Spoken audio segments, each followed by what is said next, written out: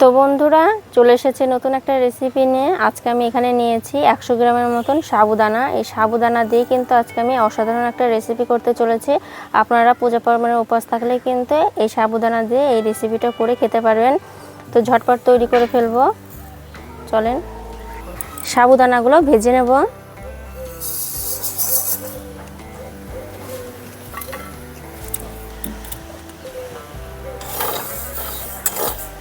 হালকা একটু সাবুদানাগুলো ভেজে নেব।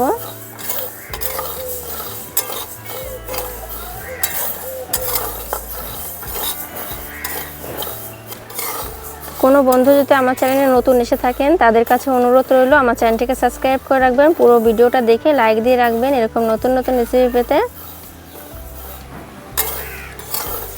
3 মিনিটের মতন সাবুদানাগুলো ভেজে নিলাম। এখন নামিয়ে নিচ্ছি। নামিয়ে ঠান্ডা করে পিষে নেব। সাবুদানাগুলো ভাজার পর গুঁড়ো করে নিয়েছি, খুব সুন্দর করে মিহি করে গুঁড়ো করে নিয়েছি। এখন সাইডে রেখে দেব। একটা পাত্র নিয়ে নিয়েছি, পাত্রের মধ্যে আমি এখন সেদ্ধ করে রাখা 2টো আলু দিয়ে দেবো একটু মেখে।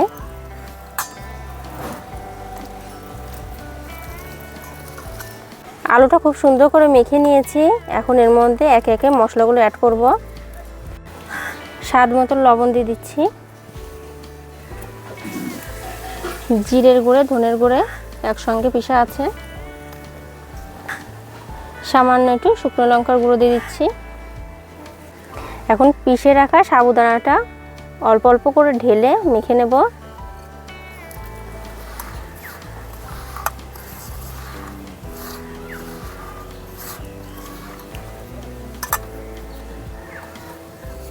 সবগুলো উপকরণই ভালো করে মিশিয়ে নিলাম। এখন আমি এর মধ্যে দিব উষ্ণ গরম জল। হাতের মধ্যে একটু ঢেলে ছিটিয়ে দিয়ে দিচ্ছি। অল্প অল্প করে উষ্ণ গরম জল দিয়ে মেখে নেব, একটু ডো তৈরি করে নেব। আমি যেভাবে মাখছি সেভাবে মেখে নেবেন।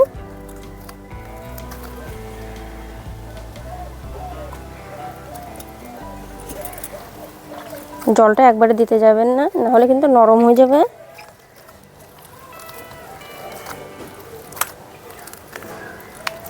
পাঁচ মিনিটের মতন ঢাকা দিয়ে রেখে দিয়েছি। এখন লেচি তৈরি করে নেব।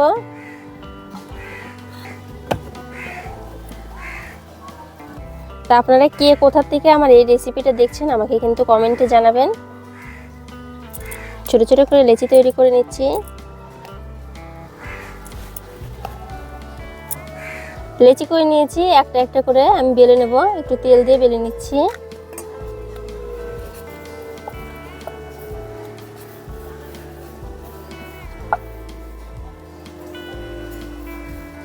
খুব সুন্দর করে বেলে নিলাম। এখন ভেজে নেব, তেল ছাড়াই কিন্তু ভাজবো। নন স্টিকের একটা তাওয়া নিয়ে নিয়েছি, এই তাওয়ার মধ্যে এখন ভেজে নেব। তেল ছাড়াই ভেজে নেব। ওটা ভাজা হোক, আমি ততক্ষণ আর একটা বেলে নিচ্ছি।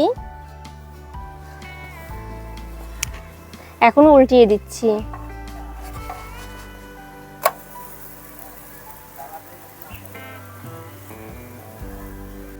এই রেসিপিটাতে এগুলোকে আপনারা রুটিই বলেন বা পরোটাই বলেন, খেতে কিন্তু অসাধারণ লাগে। তেল ছাড়াই কিন্তু অসাধারণ একটা রেসিপি তৈরি হয়ে যাবে, আর এত সফট হবে। দেখেন হালকা কিন্তু ফুলেও যাচ্ছে।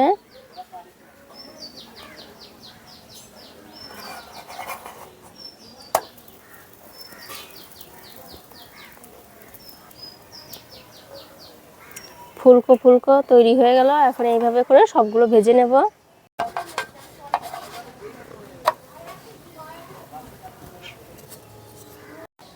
সবগুলো ভেজে নিয়েছি। আর এই সাবুদানা দিয়ে যে এত সুন্দর রেসিপি হয় আপনারা ভাবতেও পারবেন না কিন্তু। আর দেখেন কতটা সফট হয়েছে। তো কেমন লাগলো এই রেসিপিটা অবশ্যই কমেন্টে জানাবেন। আর এরকম নতুন নতুন রেসিপিতে আমার চ্যানেলটাকে সাবস্ক্রাইব করে রাখবেন। ধন্যবাদ।